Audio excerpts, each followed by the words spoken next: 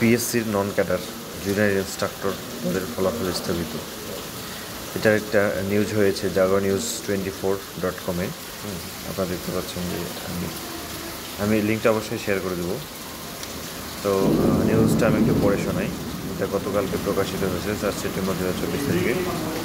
এখানে বলেছে, ফাঁস হওয়া প্রশ্নপত্রে গ্রহণ করা সরকারি কর্ম কমিশনের পিএসসি অধীনে অনুষ্ঠেয় নন ক্যাডার জুনিয়র ইন্সট্রাক্টর পদের পরীক্ষার ফলাফল প্রকাশের কার্যক্রম স্থগিত করেছেন হাইকোর্ট।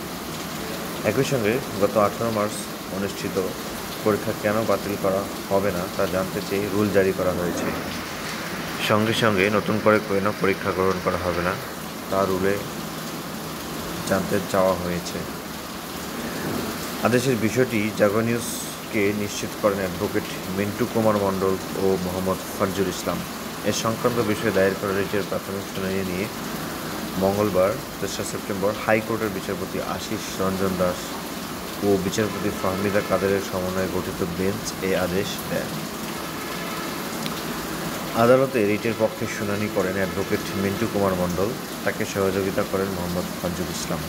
এ সংক্রান্ত বিষয়ে জাতীয় পত্রিকায় জুনিয়র ইন্সট্রাক্টর নিয়োগের প্রশ্ন ফাঁসেও একই চক্রে প্রকাশিত প্রতিবেদন যুক্ত করে মোহাম্মদ সেলিম রেজা ও তরিকুল ইসলামের পক্ষে 25 আগস্ট অ্যাডভোকেট মোহাম্মদ ফজলুল ইসলাম রিটটি করেন। 2021 সালের 26 অক্টোবর বিজ্ঞপ্তির মাধ্যমে অনুষ্ঠিত 2023 সালের 18 মার্চ সরকারি কর্ম কমিশনের পিএসসি অধীনে নন ক্যাডার জুনিয়র ইন্সট্রাক্টর পদের পরীক্ষা অনুষ্ঠিত হয়। পরীক্ষা অনুষ্ঠিত হওয়ার পরে গত 25 মে থেকে গত 2 জুন পর্যন্ত মৌখিক পরীক্ষা অনুষ্ঠিত হয়। এখন চূড়ান্ত ফলাফল প্রকাশ হওয়ার অপেক্ষায়। এরপর দেশের বিভিন্ন গণমাধ্যমে খবর প্রকাশ পায় যে নন ক্যাডার জুনিয়র ইন্সট্রাক্টর পদের প্রশ্নপত্র ফাঁস হয়েছে। এরই পরিপ্রেক্ষিতে পিএসসির নন ক্যাডার জুনিয়র ইন্সট্রাক্টর পদের পরীক্ষা বাতিল ও নতুনভাবে পরীক্ষা গ্রহণের দাবিতে গত 24 আগস্ট সংশ্লিষ্টদের প্রতি লিগ্যাল নোটিশ পাঠানো হয়। লিগ্যাল নোটিশ দেওয়ার পরও কোনো পদক্ষেপ গ্রহণ না করে শিক্ষার্থীরা রিট আবেদন করেন।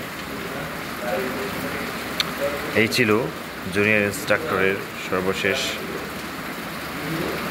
প্রকাশিত সংবাদের লিঙ্কটি আমি অবশ্যই ডিসক্রিপশন বক্সে দিয়ে রাখবো, আপনারা সেখান থেকে দেখে নিতে পারবেন।